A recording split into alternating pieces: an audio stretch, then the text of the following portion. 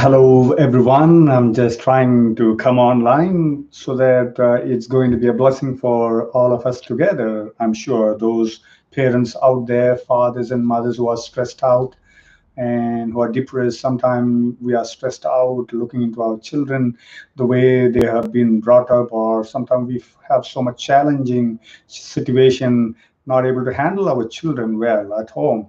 Your child could be a small child or grown up or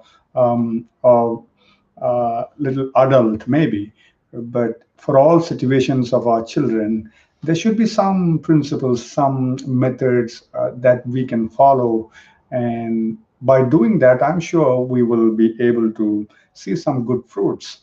Mm, Many times our situation these days are like our children, they tell to us, Mama, you do not know anything, Papa, you do not know anything, and you listen to me, I'm not going to listen to you. At many situations, we sit and think, oh, am I a parent or my child is parenting me? So, how well parents obey their children. This is a Chinese story, like I'm in a Japanese story. How well parents obey their children. Is that our situation today? That instead of our children listening to us, we are in a position that we have to listen to them. Have you ever felt that way? That this is a situation with me and my child, the relationship. Uh, at many times we see our child misbehaving in the community. Sometimes they start first behaving in our homes first. They misbehave in our home, not listening to the father, not listening to the mother. They want to be the way they want to be, and they sometimes turn to be more stubborn, and you name all those things which can make you frustrating and you feel helpless. Sometimes they not only misbehave in the home, they go out in the community, and where the joint families are together, where your friends and relatives are together, and in the community they misbehave so bad that at times you have to be ashamed of yourself, being a father, mother, being a parent, the way you have brought up your son. For example, if you're in a cold country, it's winter, it's snowing, and if you see your child walking barefoot in the street and you ask for help to people, people will surely tell, oh, you should be ashamed for the way that you have brought up your son, your daughter. Or if you are in a hot place, it's too sunny and extremely hot, and you see the heat waves, and your son or your daughter goes barefoot or not well,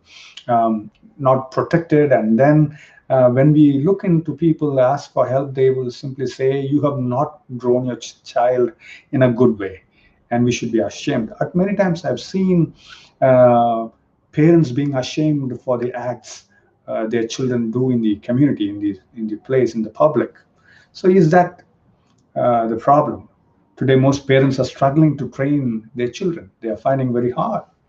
Well, the Bible says, and the man of wisdom has written in Proverbs 22, verse 6, that train up a child in the way that he should go and grow, and when he is old, he will not depart from it.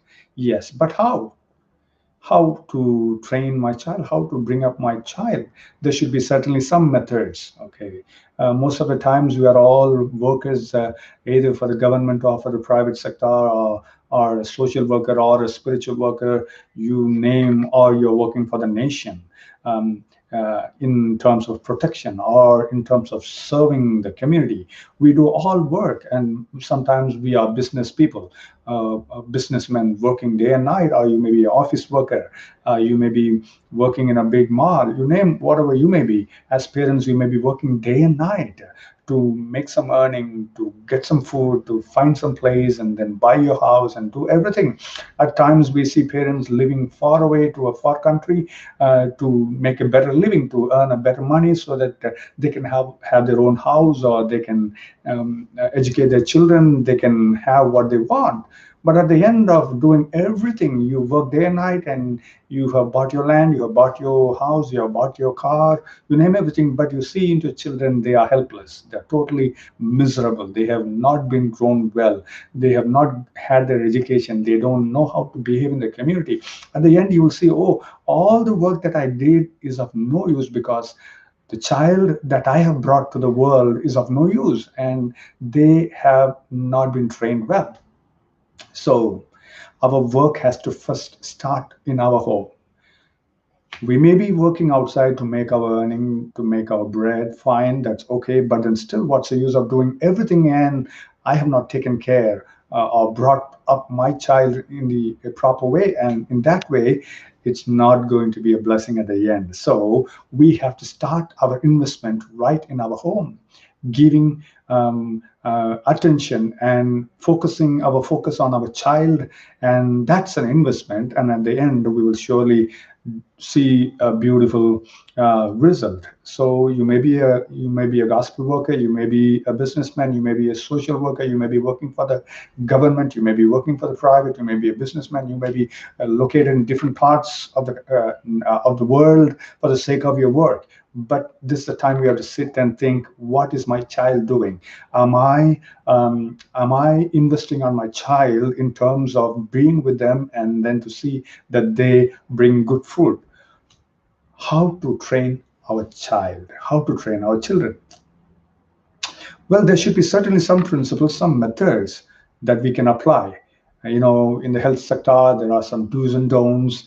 And likewise, in bringing up a child, in training our children, there should be some do's and don'ts. And when we look into those do's and don'ts, and especially the do's, certainly we will have some fruit out of it, I'm sure. So, um, if you don't spend time to spend with your children, you will never train them for a good future. You will never train them for a good nation, for Jesus Christ, or whatever the area of life you want to see your child to be fruitful. So if you don't spend time to spend with your children, you will never train them up for a good future and in a spiritual world for God's kingdom also. This is where society has failed. This is where the parents have failed these days to focus on their children. So number one is that we can do to our children is to see the principle in training up our children, our sons and our daughters should be time. As a father, as mother, as parents, we have to set time, give time, spend time, invest time on our children. And that's why if you don't spend time to spend with your children, you will never train them for Jesus Christ. You will never train them for a good future. You will never see them training to be fruitful to themselves and to you and to the community. So overall, as parents and in our society, we see this has become a failure, giving time to our children. Sometimes we leave our son, leave our daughter, we leave our children before the television. There are so many channels for children. You name cartoons, you name nature, you name music, you name cinemas, you name anything and everything is available. Hundreds of channels are available on the television for our children. We leave the children before the television. If they cry, put on the television. If they're not eating, put on the television. Sometimes we leave our children their creech. Sometimes we leave our children with our grandmas and with their grandmas and grandpas, with their relatives. We put them in the play school. We leave them in the preschool. You put them in the babysitting. You name anything for that matter. The television or the creche, the grandpa, grandmas, the preschools, play schools, and the creche and the babysitting classes that can never replace the time that a father and mother can give to the child. So are we sometimes satisfied? Oh, I'm out of it. My son is before the television. My daughter is there in the creche. Somebody's taking care, and I'm free. I've heard fathers telling, I don't go home earlier because my son is awake. And if I go home, he will trouble me like anything and he will not let me do anything. So I go home late night after 11 o'clock. By then, my son will sleep. And I wake up early morning and I leave home before my son wakes up. I've seen many fathers saying that one. And for fathers like that who don't spend time, that shows what investment they are doing on the child, and the future will be of a great challenge. Sometimes they will reap a very bitter experiences because of that one. Why is spending time with your children so important? Why is it Very important. It is important for parents to spend quality time with children. In this fast paced world, we have to make space for our kids and assure them that we care about them and will always be there as pillars of support. They need our love, kindness, and strength so that they feel secure and confident with themselves. So, for them to feel secure and confident, for them to feel our love and kindness, we have to give our time to our children. So, how much time should a parent spend with their child? How much time? Well, the child is there in your home and you are in the home and your presence is there, but I'm talking about the very personal time that you're going to be near your child. Spend exclusively that time with your child. Parents spend about 2 hours a day exclusively focusing on their children when the kids are 6 years old or younger, but devote only half that time to kids age 6 to 12. In some places, while feeding the child or while bathing the child or putting the child in the sleep, um, when the child cries, when the child makes some trouble, we go attend to them. That's it. That's not a time I'm talking about. I'm talking about a time that exclusively, not while they cry, not while they made toilet, not while they need to have a bath, not while they want to have their feed. Apart from that, exclusively two hours just being with them, spending time with them is very important. But hardly we see half an hour spent by parents. Some they do spend a little more time and they see some good things in that. Parents should allow nothing to prevent them from giving to their children all the time that is necessary to make them understand what it means to obey and what it means to trust. Trusting and obeying God and trusting and obeying their parents and learning to respect and obey and trust the elderly people. So Proverbs says in Proverbs 27 verse 23, the man of wisdom has written, be thou diligent to know the state of thy flock. Be thou diligent to know the state of thy flock. The margin is here. Set thy heart. To set our heart, every parents must set their hearts to know the state of their children, the well-being of their children, the needs of their children. To do this, we must take time. So if you want to be diligent upon your child, if you want to set your heart on the child, you need to set time for them. Here are few tips that I could recommend. Um, these tips have really helped me, my wife, and we are learning as well. And I'm sure that as we learn together, this will surely help you too. The tips for busy families, if you're a businessman or if you're a working father, mother, and there's no help at home for you, or your parents are there and relatives are there, the child is under somebody's care, whatever the situation it may be. Here are some tips for busy families, for busy fathers and mothers. Number one, have a daily connect time with your child. Do this face to face. Daily have a time to connect with your child and that face to face if possible. But if it isn't an option, then create a routine of doing so in other ways, such as leaving a note in your child's lunchbox or school bag or in their bed, or post a note on their toothbrush or the way they go and wash their faces. Write an encouraging saying on a shared wardrobe or in the house or in a lawn, in a living room. That's the way. Number one is to daily connect. Have a daily connect time. And number two, create a special ritual for you and your child. The ritual could be, seeking the divine grace, seeking the divine help, uh, looking into the Creator God. Create a special ritual for you and for your child. That could be a family prayer. That could be somewhere you could think of the good thing God has done. Something that can be done every day. For example, let your child choose and read one of the Bible passage that he she likes or the book that he she likes during the bedtime or before the bedtime.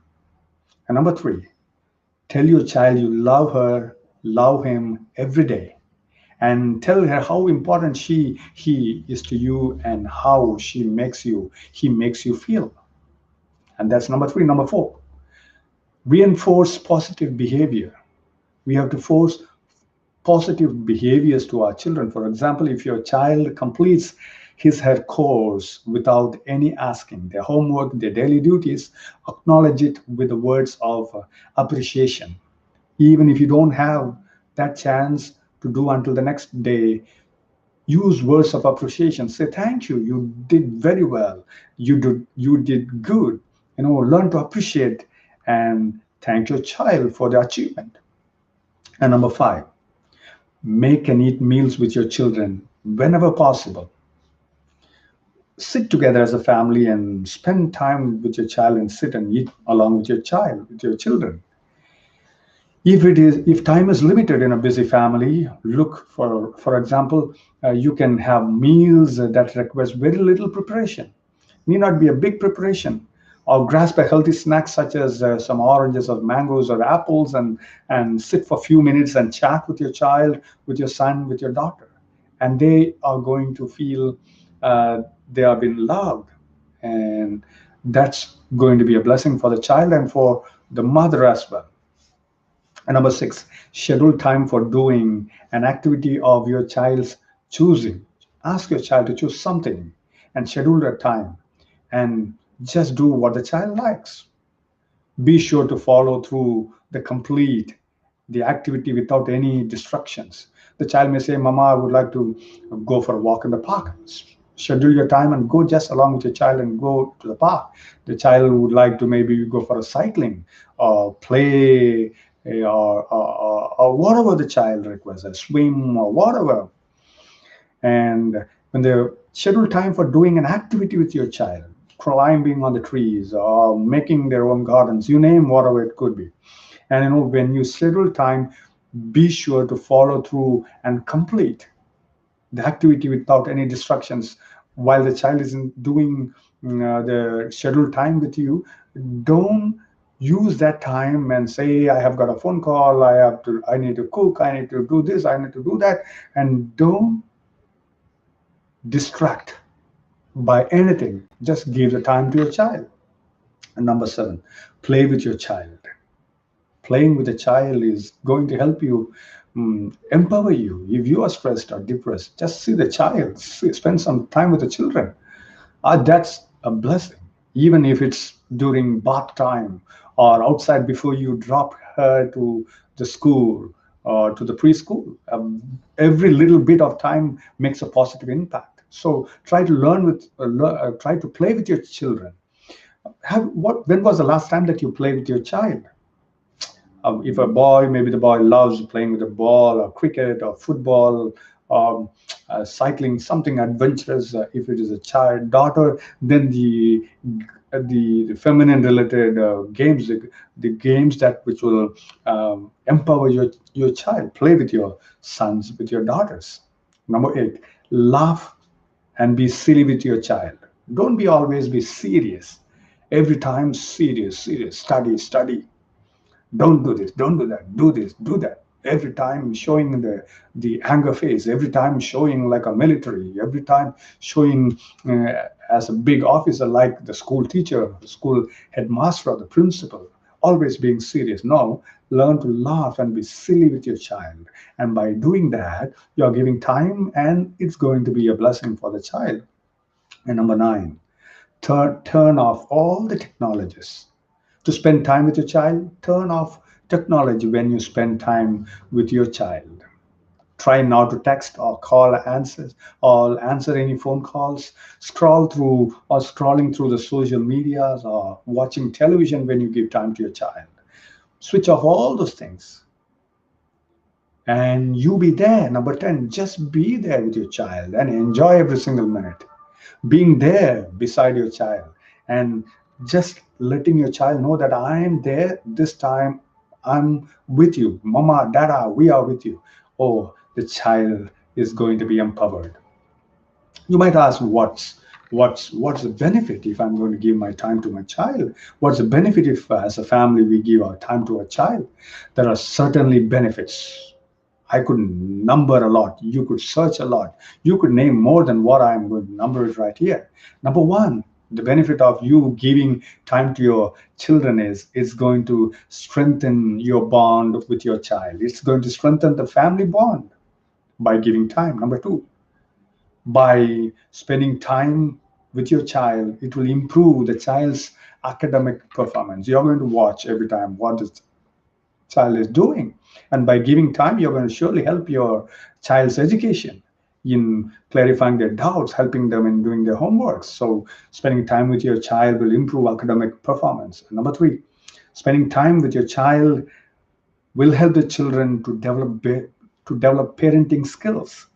And when they become a parent, when they grow, when they get married, they're going to have the memories of how you have spent time with your children. And when they become parents, they are going to give the same thing, even better than what you did. So spending time with your child and in the family, it's going to help children develop parenting skills. Number four, when you spend time with your children, it's going to result uh, in less behavioral problems. You see, children who don't have their parents beside them, or parents who don't spend quality time with the children, they are the ones who land up in a lot of behavioral disorders and behavioral problems. So being in the family and spending time with your children is going to result in less behavioral problem. You need not take your child to a psychiatrist. You need not be ashamed of your child in the public. You need not see your child being violent at home. And number five, by spending time with your children, it will develop positive behaviors with our children. So spending time is going to develop positive behavior with the children. Number six, spending time is going to result in less violence because you're there every time, and the law will change the arrogancy. So spending time with your children will result in less violence. And number seven, spending time with your children, the benefit is means less chance of drug abuse. You know how many of children, before they could become major, while they are still minor, they land up in smoking, they land up in drinking alcohol, they land up in having drugs. They've got wrong fellowship, wrong friendship, bad friendship in the schools, all because parents have not focused or have not invested time over their children. And by giving more time to your children and spending time with your children, the benefit is you will see that there is no chance and less chance of drug abuse. And number eight, spending time with your children, the benefit is a family result in greater happiness. Your child is going to be happy and you're going to be happy. You see, when the child is happy, the parents are happy, the family is going to be happy. And number nine, more time with your children. The benefit of spending more time with the children will lead to greater self-confidence. It's going to give them self-confidence and build children's self-esteem. The child will worth herself. Sometimes they will have their dignity restored. They will not look down at themselves. So spending time with your children is going to strengthen their self-esteem. Is going to give them confidence. Number 10, the benefit of spending time with your children, it is going to uh, it will resolve conflicts. Spending time will result in conflict resolution skills. They are seeing the child will see the father mother when challenges comes, when hard times comes, when there are situations where they don't have any enough money or struggles, when sickness comes. They are seeing how the parents are managing. So as a family, when we are together spending time, the child is learning to to solve the situation, or conflict resolution skills is developed when we spend time with our children. Number 11, more chance of success. We will see our children succeeding in their education, succeeding in their work, succeeding in their future, succeeding in their married life. And number 12, spending time, it can help your children to be a good friend. It encourages communication. By spending more time with your children, now your relationship with your child will be more like a friend. the a friend in need is a friend indeed, and the child is there for you, and you are there for the child, and the communication gap is not there, and you're going to have a wonderful time. So, dear children, dear viewers, and dear members, I just want to encourage you in bringing up your children. Spend time, invest on your child the time. Time is a blessing.